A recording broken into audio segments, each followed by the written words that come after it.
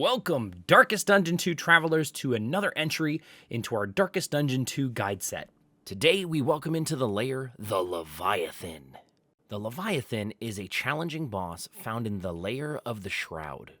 When talking about this boss today, we're going to come after it from two different directions.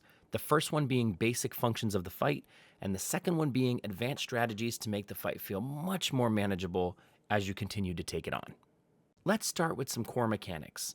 At the beginning of each round that the hand is not present, the Leviathan will cast Breath of the Sea. This is an area of effect attack that will hit your entire team. It has a chance to blind, cause vulnerability, and add stress to each of your characters.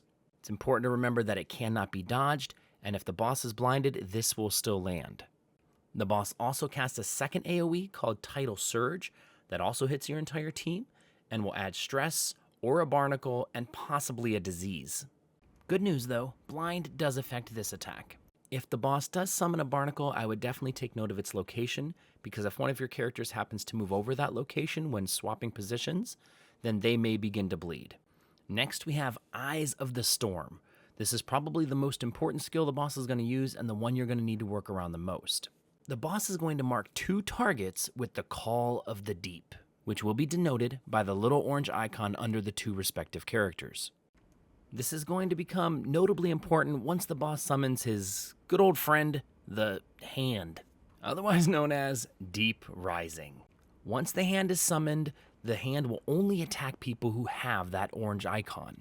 This is notable for a couple of reasons. Number one, that character will begin to take a lot more damage, but number two, there's a skill the Hand uses called Undertow. This will take one of your characters underwater and make them unable to act, and then they will take 4 damage per turn and 2 stress per turn, which, as you may have guessed, can make the fight really difficult at that point. So we have a couple of options. First, you could attempt to destroy the Hand. If you kill the Hand, it does give your character back. And second, you could decide to try to kill the boss and just power through, but obviously that's a high risk, high reward, and you're gonna have to make an assessment at that moment on whether you think you can kill the boss before he kills you. Also, keep in mind, by leaving the Hand alive, they can now cast Batter over and over again and get their own turns. So you're kind of making a trade-off there in leaving the Hand alive to do more damage to you or killing it and getting your character back. I usually make this assessment based on the boss's health. If I still have a long way to go, I'm going to want my teammate back. But if we're getting close, maybe I'll take that risk to try to kill the boss. Okay, so now we understand the basic core mechanics of the fight and how it functions.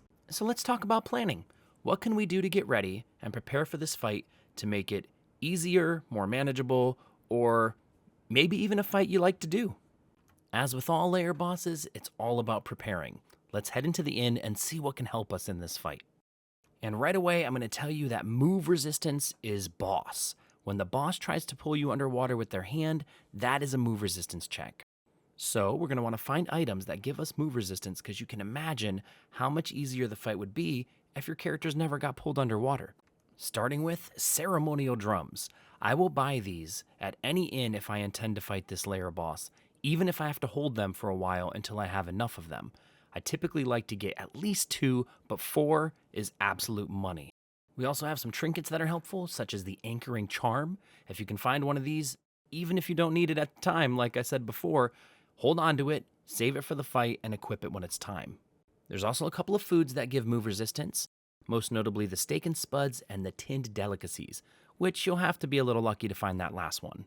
So how do we use these items? Well, the Hand can only pull the 1 and the 2 position on your team underwater. So you're going to give the items and trinkets to the people you intend to have as your front 2 characters. Up to this point playing the game, if I've got my move resistance over 80, I have yet to be pulled underwater. That's not an ironclad science rule, it's just my experience so far. So my goal traditionally is 80, although I feel a lot more comfortable if I can get it over 100. And with that strategy, I can assure you the fight will feel a lot easier and more like you are in control, since you're not constantly fighting to keep a character from going underwater.